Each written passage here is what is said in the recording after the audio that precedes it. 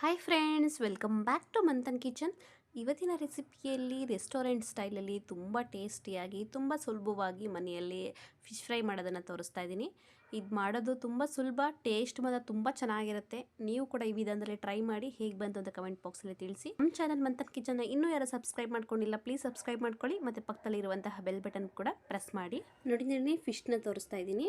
ನಾನು ಫಿಶ್ ಫ್ರೈನ ಮಾಡೋದಕ್ಕೆ ಸುಮಾರು 1 kg ಅಷ್ಟು ಮೀನನ್ನು ಈ ಥರ ಮೀಡಿಯಮ್ ಸೈಜಾಗಿ ಕಟ್ ಮಾಡಿರುವಂಥದ್ದನ್ನು ತೊಗೊಂಡಿದ್ದೀನಿ.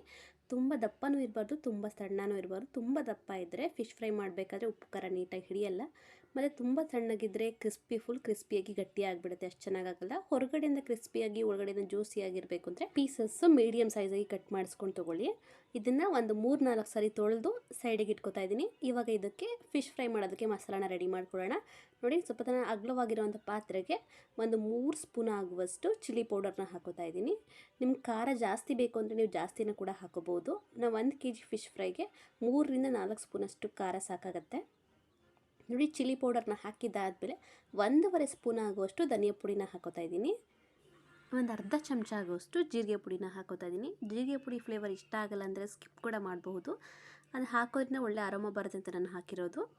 ನೋಡಿ, ಜೀರಿಗೆ ಪುಡಿನ ಹಾಕಿದ್ದಾದಮೇಲೆ ಒಂದು 1/4 ಚಮಚ ಆಗುವಷ್ಟು ಅರಿಶಿನ ಪುಡಿನ ಹಾಕೋತಾ ಇದ್ದೀನಿ. 2 ಸ್ಪೂನ್ ಅಷ್ಟು ಶುಂಠಿ ಬೆಳ್ಳುಳ್ಳಿನ ಜಜ್ಜಿ ಹಾಕೋತಿರುವಂಥದ್ದು. ನೀವು ಶುಂಠಿ ಬೆಳ್ಳುಳ್ಳಿ ಪೇಸ್ಟ್ ಕೂಡ ಉಪಯೋಗಿಸ್ಬಹುದು. ನಾನು ಕುಟಾಣಿಯಲ್ಲಿ ಕುಟ್ಬಿಟ್ಟು ಹಾಕೋತಾ ಇದ್ದೀನಿ. ನೋಡಿ, ಶುಂಠಿ ಬೆಳ್ಳುಳ್ಳಿ ಪೇಸ್ಟ್ನ ಹಾಕಿದ್ದಾದಮೇಲೆ 1 ಚಮಚ ಆಗುವಷ್ಟು ಕಾಳು ಮೆಣಸಿನ ಪುಡಿನ ಹಾಕೋತಾ ಇದ್ದೀನಿ. ರುಚಿಗೆ ತಕ್ಕಷ್ಟು ಉಪ್ಪನ್ನ ಹಾಕೋತಾ ಇದ್ದೀನಿ. 1 kg ಫಿಶ್ಗೆ ನೀವು ಎಷ್ಟು ಬೇಕೋ ಅಷ್ಟು ಉಪ್ಪನ್ನ ಹಾಕ್ಕೊಳ್ಳಿ. ನೀವು ಕಡಿಮೆ ಮಾಡ್ತೀರಾ ಅಂದರೆ ಕಡಿಮೆ ಮಾಡ್ಕೋಬೋದು ಮಸಾಲೆಗಳನ್ನ. ನೀವು ಜಾಸ್ತಿ ಮಾಡ್ತೀರಾ ಅಂತ ಅಂದರೆ ಡಬಲ್ ಮಾಡ್ಕೊಳ್ಳಿ. ನೋಡಿ, ಉಪ್ಪನ್ನ ಹಾಕಿದಾದಮೇಲೆ 1 ಚಮಚ ಆಗುವಷ್ಟು ಗರಂ ಮಸಾಲನ ಹಾಕಿದ್ದೀನಿ. ಗರಂ ಮಸಾಲನ ಹಾಕಿದ್ದಾದಮೇಲೆ 1 ನಿಂಬೆ ಹಣ್ಣನ್ನು ಹಿಂಡ್ಕೋತೀರ ಅಂಥದ್ದು. ನೀವು ಹುಳಿ ಇಷ್ಟಪಡ್ತೀರಾ ಅಂತಂದರೆ ಜಾಸ್ತಿ ಕೂಡ ಹಾಕೋಬೋದು. ಫಿಶ್ ಫ್ರೈಗೆ ಆದಷ್ಟು ಸ್ವಲ್ಪ ಹುಳಿ ಇದ್ರೇ ಚೆನ್ನಾಗಿ ಅನಿಸುತ್ತೆ ಟೇಸ್ಟು. ತುಂಬ ಸಪ್ಪೆ ಇರೋದಕ್ಕಿಂತ ಸ್ವಲ್ಪ ಹುಳಿ ಮುಂದೆ ಇರಬೇಕು. ಫಿಶ್ ಯಾವುದೇ ಸಾಂಬಾರು ಮಾಡಲಿ ಫ್ರೈ ಮಾಡಲಿ ಸ್ವಲ್ಪ ಹುಳಿ ಮುಂದೆ ಇದ್ದರೆ ಟೇಸ್ಟ್ ಚೆನ್ನಾಗಿ ಅನಿಸುತ್ತೆ. ನೋಡಿ, ನಿಂಬೆಹಣ್ಣನ್ನು ಹಿಂಡ್ಕೊಂಡಿದ್ದಾದಮೇಲೆ 1 ದೊಡ್ಡ ಸ್ಪೂನ್ ಅಷ್ಟು ಕಾರ್ನ್ಫ್ಲೋರ್ನ ಹಾಕೋತಾ ಇದ್ದೀನಿ. ಕಾರ್ನ್ಫ್ಲೋರ್ನ ಹಾಕೋದ್ರಿಂದ ಫಿಶ್ಗೆ ಒಳ್ಳೆ ಬೈಂಡಿಂಗ್ ಬರುತ್ತೆ ಮತ್ತು ಒಳ್ಳೆ ಕ್ರಿಸ್ಪಿನೆಸ್ ಕೂಡ ಚೆನ್ನಾಗಿ ಬರುತ್ತೆ. ನೋಡಿ, ಕಾರ್ನ್ಫ್ಲೋರ್ನ ಹಾಕ್ಕೊಂಡಿದ್ದಾದಮೇಲೆ 2 ಸ್ಪೂನ್ ಆಗುವಷ್ಟು ನಾನು ಆಯಿಲ್ನ ಹಾಕೋತಾ ಇದ್ದೀನಿ.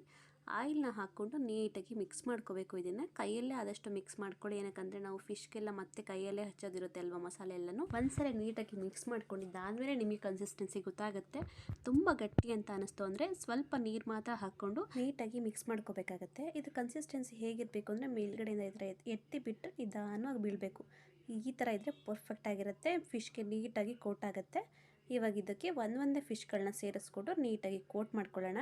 ನೋಡ್ತಾ ಇದ್ದೀರಲ್ವಾ, ಈ ರೀತಿ ಒಂದೊಂದೇ ಫಿಶ್ಗಳನ್ನ ತಗೊಂಡು ತಿರುವಿ 2 ಕಡೆ ಸೈಡು ಕೂಡ ನೀಟಾಗಿ ಮಸಾಲೆ ಕೋಟ್ ಆಗಬೇಕು. ಆ ರೀತಿ ಹಚ್ಕೋಬೇಕಾಗುತ್ತೆ. ಪೂರ್ತಿ ಕಂಪ್ಲೀಟಾಗಿ ಹೊರಗಡೆ ಒಳಗಡೆ ಎಲ್ಲ ಕಡೆನೂ ನೀಟಾಗಿ ಹಚ್ಕೋಬೇಕಾಗುತ್ತೆ ಮಸಾಲೆನ. ನೋಡಿ, ಈ ಥರ ಒಂದೊಂದನೇ ಎಲ್ಲದೂ ಕೂಡ ನೀಟಾಗಿ ಒಂದೊಂದನೇ ತಗೊಂಡು ನೀಟಾಗಿ ಮಸಾಲೆ ಒಳಗಡೆನ ಫುಲ್ಲು ಮತ್ತು ತಿರುವು ಹಾಕ್ಕೊಂಡು ಮೇಲ್ಗಡೆನೂ ಕೂಡ 2 ಕಡೆನೂ ಕೂಡ ಮತ್ತೆ ಹೊರಗಡೆ ಆಗೋ ರೀತಿಯಲ್ಲಿ ಹಚ್ಕೋಬೇಕಾಗತ್ತೆ. ನೋಡಿ, ನಾನು ಕಂಪ್ಲೀಟಾಗಿ ಎಲ್ಲ ಫಿಶ್ಗಳಿಗೂ ಕೂಡ ಹಚ್ಕೊಂಡಿದ್ದೀನಿ. ನೋಡ್ತಾ ಇದ್ದೀರಲ್ವಾ, ನಾವು ತೊಗೊಂಡಿರೋಂಥ ಮಸಾಲೆ 1 kg ಫಿಶ್ಗೆ ಕಂಪ್ಲೀಟಾಗಿ ಚೆನ್ನಾಗಾಗಿದೆ, ಕೋಟ್ ಆಗಿದೆ ನೀಟಾಗಿ. ಇಷ್ಟೇ ಇದು. ನಿಮಗೆ ಇನ್ನೂ ಜಾಸ್ತಿ ಮಸಾಲೆ ಬೇಕು ಅಂತಂದರೆ ಜಾಸ್ತಿ ಕೂಡ ಹಾಕ್ಕೊಳ್ಳಿ. ನಾನು ತೊಗೊಂಡಿರೋ ಮಸಾಲೆ ಮಾಡ್ರೇಟ್ ಆಗಿದೆ. ತುಂಬ ಜಾಸ್ತಿನೂ ಇಲ್ಲ, ತುಂಬ ಕಡಿಮೆನೂ ಇಲ್ಲ. ಕರೆಕ್ಟಾಗಿ ಫಿಶ್ಗೆ ಕರೆಕ್ಟಾಗಿ ಆಗುತ್ತೆ. ಇವಾಗ ಇದನ್ನು ನಾನು ಫ್ರೀಝರಲ್ಲಿ 1 ಅವರ್ ಬಿಡ್ತೀನಿ.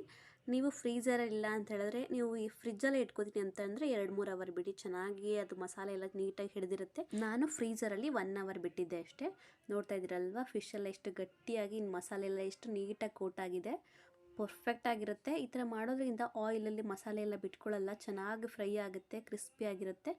ಇದನ್ನು ನೀವು ಒಂದು ಬೇರೆ ಬಾಕ್ಸ್ಗೆ ಹಾಕಿಟ್ಕೊಂಡ್ರೆ ನಿಮ್ಗೆ ಯಾವಾಗ ಬೇಕು 2 ಫಿಶ್ಗಳನ್ನ ಫ್ರೈ ಮಾಡ್ಕೋಬೋದು. ಈಗ ನೋಡಿ, ಪರ್ಫೆಕ್ಟಾಗಿ ಮಸಾಲೆ ಎಲ್ಲ ಕೋಟ್ ಆಗಿದೆ. ಇವಾಗ ಹೇಗೆ ಫ್ರೈ ಮಾಡೋದು ಅಂತ ನೋಡೋಣ. ಫಿಶ್ನ ಫ್ರೈ ಮಾಡೋದಕ್ಕೆ ಒಂದು ನಾನ್ ಸ್ಟಿಕ್ ಪ್ಯಾನ್ಗೆ 2 ಸ್ಪೂನ್ ಆಗುವಷ್ಟು ಆಯಿಲ್ನ ಹಾಕ್ಕೊಂಡಿದ್ದೀನಿ. ನೋಡಿ, ಇಷ್ಟೇ ಆಯಿಲ್ ಸಾಕು, ಜಾಸ್ತಿನ ಹಾಕೋದು ಬೇಡ, ಇದೇ ಆಯಿಲ್ ಉಳಿಯುತ್ತೆ. ನೋಡಿ, ನಾವು ಮ್ಯಾರಿನೇಟ್ ಮಾಡಿ ಇಟ್ಕೊಂಡಿದ್ವಲ್ಲ ಫಿಶ್ಶು, ಅದು 2 ಮಾತ್ರ ಪೀಸ್ಗಳನ್ನ ಹಾಕೋದೆ. ದೊಡ್ಡ ಪೀಸ್ ಇರೋದ್ರಿಂದ 2 ಮಾತ್ರನೇ ಹಿಡಿಸುತ್ತೆ, ಅಷ್ಟು ಮಾತ್ರನೇ ಹಾಕೋತಾ ಇದ್ದೀನಿ. ನೀವು ಚಿಕ್ಕ ಪೀಸ್ಗಳು ತೊಗೊಂಡ್ರೆ ನಿಮಗೆ 3-4 ಹಿಡಿಸ್ಬೋದು. ನೋಡ್ತಾ ಇದ್ದೀರಲ್ವ, ಇದು ಒಂದು ಕಡೆ ನೀಟಾಗಿ ಬೆಂದಿದ್ದಾದಮೇಲೆ ತಿರುವು ಹಾಕ್ಕೊಂಡು ಇನ್ನೊಂದು ಕಡೆ ಸೈಡ್ ಕೂಡ ನೀಟಾಗಿ ಬೇಯಿಸ್ಕೋಬೇಕು ಅಷ್ಟೇ. ಇದು ಆದಷ್ಟು ನೀವು ಇದನ್ನು ಮೀಡಿಯಮ್ ಟು ಲೋ ಫ್ಲೇಮಲ್ಲಿ ಇಟ್ಕೊಂಡು ಬೇಯಿಸ್ಕೊಳ್ಳಿ. ನೀವು ಹೈ ಫ್ಲೇಮ್ ಮಾಡಿದ್ರೆ ಹೊರಗಡೆಯಿಂದ ಸೀದೋಗೋ ಚಾನ್ಸಸ್ ಇರುತ್ತೆ, ಮತ್ತು ಒಳಗಡೆ ಅಷ್ಟು ನೀಟಾಗಿ ಬೇಯದೇ ಇರ್ಬೋದು. ಮತ್ತು ಫುಲ್ ಲೋ ಫ್ಲೇಮ್ ಮಾಡಿದ್ರೆ ಬೇಯಕ್ಕೆ ತುಂಬ ನಿಧಾನ ಆಗುತ್ತೆ, ಸ್ವಲ್ಪ ಆಯಿಲಿ ಥರ ಅನಿಸುತ್ತೆ.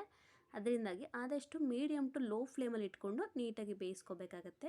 ಒಂದು ಕಡೆ ಬೆಂದಿದ್ದಾದಮೇಲೆ ತಿರುವು ಹಾಕ್ಕೊಂಡು ಇನ್ನೊಂದು ಕಡೆ ಸೈಡು ಕೂಡ ಕ್ರಿಸ್ಪಿ ಆಗೋವರೆಗೂ ನೀಟಾಗಿ ಬೇಯಿಸ್ಕೊಂಡ್ರೆ ಅಷ್ಟೇ ಸಾಕು, ಪರ್ಫೆಕ್ಟಾಗಿ ಬೆಂದಿರುತ್ತೆ. ನೋಡ್ತಾ ಇದ್ದೀರಲ್ವ, ಎರಡು ಕಡೆ ಸೈಡು ಕೂಡ ನೀಟಾಗಿ ತಿರುವು ಹಾಕ್ಕೊಂಡು ನೀಟಾಗಿ ಎರಡು ಕಡೆ ಕೂಡ ಕ್ರಿಸ್ಪಿ ಆಗೋ ರೀತಿ ಬೇಯಿಸ್ಕೊಂಡಿದ್ದೀನಿ. ಇಷ್ಟಾಗಿದೆ, ಪರ್ಫೆಕ್ಟ್ ಆಗಿದೆ ಅಂತ. ಇವಾಗ ಅದನ್ನು ಆಯಿಲಿಂದ ಸೆಪರೇಟ್ ತೆಗೆದಿಟ್ಕೋತಾ ಇದ್ದೀನಿ. ನೋಡ್ತಾ ಇರ್ಬೋದು ನೀವು ಎಷ್ಟು ಪರ್ಫೆಕ್ಟಾಗಿ ನಾನು ಫಿಶ್ ಫ್ರೈ ರೆಡಿ ಆಗಿದೆ ಅಲ್ವಾ. ನಿಮಗೆ ಕಬಾಬ್ಗೂ ಸ್ವಲ್ಪ ಆಯಿಲಿ ಅಂತ ಅನ್ನಿಸ್ಬೋದು, ಮತ್ತು ಆಯಿಲ್ ತುಂಬ ಉಳಿಯುತ್ತೆ.